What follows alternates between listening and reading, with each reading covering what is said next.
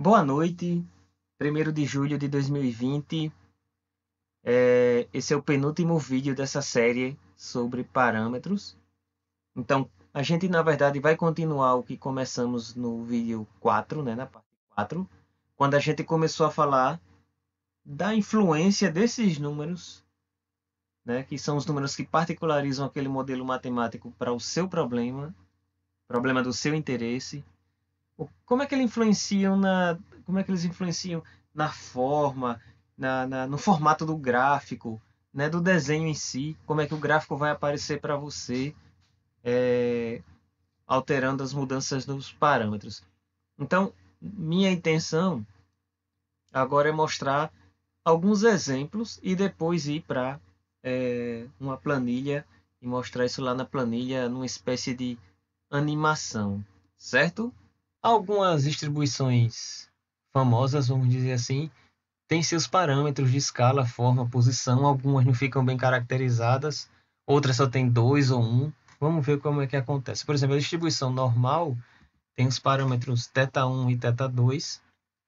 Então você tem aí que x, vamos dizer que sua população x segue uma distribuição normal com parâmetros θ1 e θ2. Os valores numéricos que você estimar de θ1 e θ2 são os valores que vão particularizar a equação da distribuição normal, a função matemática, para o problema que você está trabalhando. Então, lembrem do primeiro vídeo, quando eu falei da reta, eu precisava estimar o A e o B para particularizar a reta, né? Então, a gente aqui está... Aí os parâmetros eram o A e o B. Aqui, a gente está falando que os parâmetros são θ1 e θ2. Então, o θ1 é um parâmetro de posição e o θ2 é o de escala. A fórmula do valor, o valor esperado dessa distribuição, o μ, né, ou a esperança de x, é o próprio θ1. E a variância, né, que é o desvio padrão ao quadrado, é o θ2 ao quadrado. Né? Então, a variância é θ2 ao quadrado. De forma que, muitas vezes, você vai ver nos livros, na maioria dos livros, a distribuição normal escrita da seguinte forma. Você vai dizer que sua variável aleatória contínua segue uma distribuição normal com parâmetros μ e sigma. Você vai ver isso escrito diretamente na literatura, né? Por quê? Porque vem disso aqui, ó, que o valor esperado na distribuição normal é o próprio θ1 e a variância, o desvio padrão quadrado, é o θ2 ao quadrado. A simetria é zero porque a distribuição normal é simétrica, a coeficiente de simetria é zero. Então, na verdade, o que acontece na distribuição normal é que você tem a maior ou menor dispersão em torno do centro e o centro é representado no parâmetro de posição. A distribuição gama que está aparecendo ali embaixo também tem um parâmetro de escala, o θ, mas ele tem um parâmetro de forma. Então, a, a distribuição gama ela se dispersa em torno do centro mais ou menos, ela vai jogando com isso, simetria e dispersão, né? E aí, aqui estão os parâmetros, quer dizer, os valores esperado dela, a variância e o coeficiente de assimetria, né? Então, o valor esperado é uma multiplicação dos dois parâmetros, né? A variância tem o parâmetro de escala ao quadrado, e você vê que o parâmetro de escala está ao quadrado, quer dizer que ele influencia mais mesmo, né? E confirma o que a gente vem dizendo, que o parâmetro de escala ele tem a ver com a dispersão, então ó, como ele influencia aí na fórmula da variância, e tem o coeficiente de assimetria. Então o coeficiente de assimetria tem um parâmetro de forma, tá vendo? O eta está no denominador, né? Então a simetria aumenta conforme o eta vai diminuindo, a simetria diminui conforme o eta vai aumentando. Isso é para mostrar que os formatos gráficos dessas distribuições têm a ver com esses parâmetros, né? Eles particularizam, né, a, uma fórmula matemática, gama, normal e outras que eu vou mostrar para o seu caso de interesse. Então a gente continua trabalhando com essa sigla e nesse exemplo dessas duas distribuições, ó, com esses três elementos da sigla, né? Vamos lá. A distribuição uniforme tem dois parâmetros, ó. É o parâmetro A e B, o parâmetro A e o parâmetro B. Os dois, tanto nela quanto na distribuição exponencial, né, por exemplo, né, essas duas distribuições, os parâmetros trabalham praticamente na posição e na escala, ou seja, na dispersão e na posição do centro, né? No caso da distribuição uniforme é o A e o B, no caso da distribuição exponencial é o θ.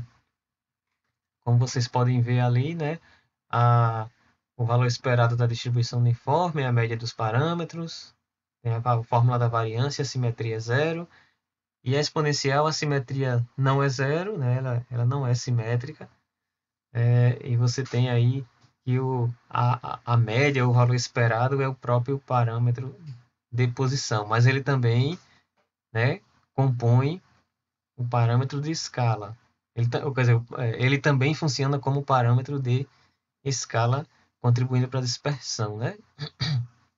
Então, aí essas duas distribuições praticamente possuem dois tipos de parâmetros, né? Tá? A gente viu que a normal também, né? Posição e escala.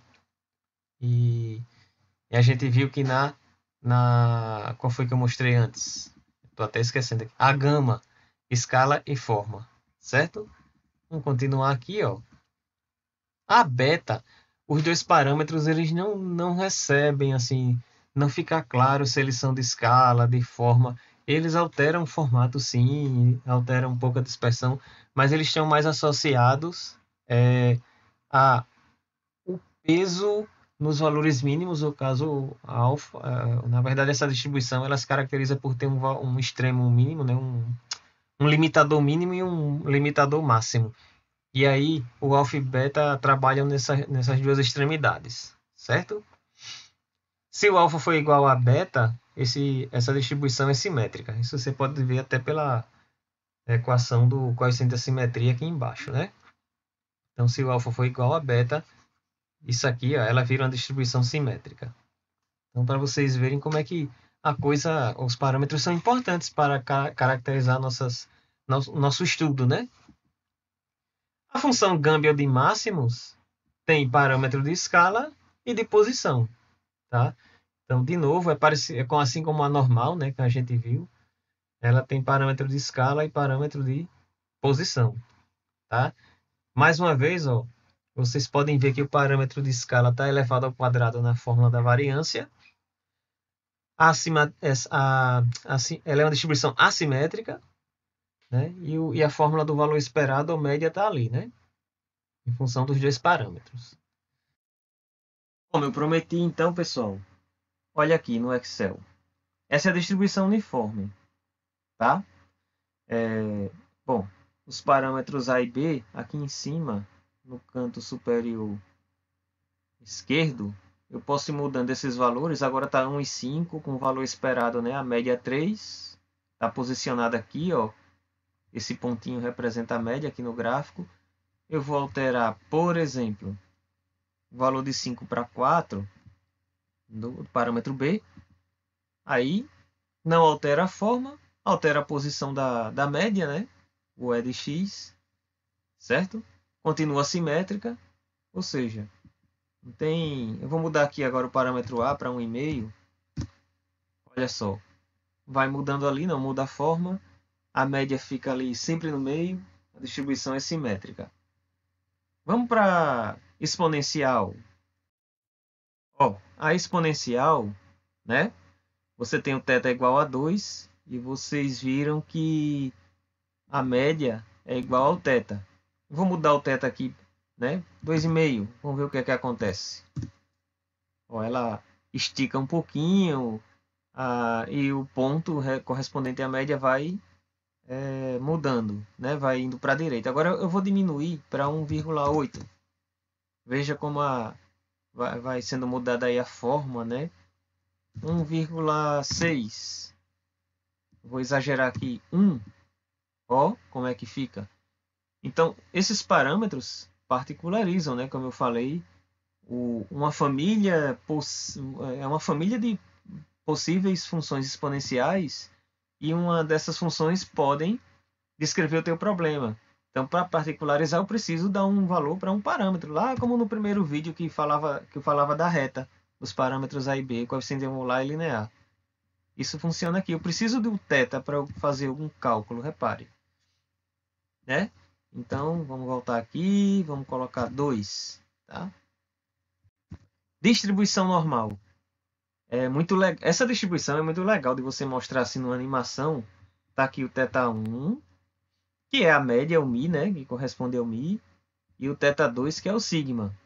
Né? Então, por exemplo, eu vou alterar só o valor do θ1, que é o parâmetro de posição. Vocês vão ver que não vai mudar nada na forma, a distribuição não vai esticar, não vai achatar. Ó, eu vou mudar de 4 para 2, ela vai se deslocar para a esquerda. 3, 4, 5, 10. Dei um pulo para ali, ó. E agora eu vou voltar para 5, né, para ficar mais ou menos ali no meio.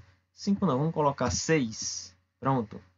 Tá vendo que o ponto do centro tá mudando, né, conforme eu vou mudando o θ1. Eu vou mudar o θ2, tá? Agora eu vou supor que a média não muda e vou mudar só o desvio padrão. Olha o que é que está acontecendo. Voltar para 1, 1,5, 1,9, 2. Vamos exagerar aqui, 3. Ó, como vai ficando. 4, certo? Voltar para 3, 2, 1. Vamos aqui voltar para meio. Talvez nem desapareça aqui. Desapareceu. Né? Vamos voltar para 1. Certo? Olha a beta agora. Eu mostrei lá que quando o alfa é igual a beta, né, os parâmetros o parâmetro 1 que controla, que ele chama ali os valores de densidade beta em correspondência ao limite inferior da variável, e o alfa, né, que é esse primeiro parâmetro. E o beta, que coincide com o nome da distribuição, né, o beta controla o limite superior. Mas eu disse que quando os parâmetros são iguais, ela é simétrica. Ó. Eu vou mudar aqui para 2 o parâmetro alfa. Ó, viu que ela mudou a simetria? Aí eu vou colocar 2 no beta. Ela volta a ser simétrica. E fica aqui mais redondinha, né? Como ela estava antes, parecia uma distribuição normal. Repara, como ela muda o seu formato. Vou mudar para 3, 3, 3,5. Vamos ver se ela não desaparece. 3,5, 3,5. Parece muito com a distribuição normal, não é mesmo? Agora deixa eu mostrar uma coisa para vocês. Eu vou mudar só um deles. Eu vou mudar o alfa. Vou mudar para 3, para 2, para 1, para meio, para 0,7, tá? Para 0,5. Tá? Aí agora eu vou voltar para o 3,5. Você vê como a quantidade de possibilidades com a beta é enorme. Eu vou mudar essa aqui, ó. O parâmetro beta para 3. Ele vai mudando para o outro lado. Vocês estão vendo que o beta influencia nos números superiores para 4. Tá? Aí ele voltou aqui, né? Vamos botar 5. E assim vai. Tá? Para 2, para 1, ó, para meio. Ele está ficando o simétrico do que eu estava fazendo com o alfa. Certo? Então essa é a distribuição beta. Vou voltar aqui para 3. Essa é a distribuição beta. Agora, gama. Gama, por enquanto, estou ali adotando os valores θ, que é o parâmetro de escala 1, e o eta, que é o parâmetro de forma 1,5. Tá? Eu vou alterar, por enquanto, o θ. Eu vou alterar para 2. Vamos ver o que acontece. Olha só como ela estica. Voltar para 1. Vamos então alterar devagarzinho. 1,5. 1,7. 2. 3. 3,5. Vocês estão vendo como o ponto também do valor esperado está mudando. 4. 5. Vou exagerar aqui, né? 6. Olha só. Eu vou botar aqui um valor gigante. 10. Olha só, tá vendo? Interessante. Agora eu vou voltar para um aqui, né? E vou agora alterar o parâmetro eta, que é o parâmetro de forma. Eu vou crescer, né? Vou ficar 1,8, 2, 3, 4. Vocês estão vendo que o parâmetro de forma está alterando a simetria? 5, 6, 7, 8. Tá vendo que está ficando menos assimétrica? Está ficando mais simétrica, tá? Então, de escala trabalha muito a dispersão, tá? Mas quem está mexendo mesmo na simetria é o outro parâmetro. Eu vou voltar aqui para 2. Deixa eu ver se eu alterando de cima para 3. Para 1. Esse para 1 também. Vou botar 1,5 nesse. Eu estou tentando fazer 2. 2. Tá. Eu vou tentar alterar um pouquinho aqui. De novo. 4. 5. 6. Bom, vocês estão vendo aí qual é o efeito na distribuição gama. A próxima será a de Gumbel. Vamos começar aí com os dois parâmetros iguais. Eu vou alterar o de escala. 2,5. Ó. 3. Está aumentando a dispersão. 4. 5. Eu vou voltar então para o 2 que estava antes e vou alterar o parâmetro de posição. Aí, o que é que vai acontecer? Ele vai mudar o valor do pontinho ali que se refere à média ou o valor esperado de x. 2, né? Eu vou mudar para 3. 4. Vocês estão vendo que não está mudando a forma, só está mudando a posição. Por isso que ele é o parâmetro de posição, semelhante à curva normal. Deixa eu aumentar um pouquinho então o outro. Tá? Tá. Aí vou continuar aqui, ó. 7, 8, 20. Exagerei, né? Vou voltar para 2. Certo? É isso, pessoal. O que vai dar a forma da tua distribuição são os dados que você está trabalhando, são os teus dados, o que é que você está estudando. Bom, depois de mostrar para vocês algumas funções matemáticas que representam distribuições de probabilidade, depois de mostrar para vocês que elas particularizadas podem representar a população que você está interessado e a população que você está interessado tem características que são representadas no formato dos gráficos. E depois que eu mostrei para vocês no Excel, isso funcionando, né?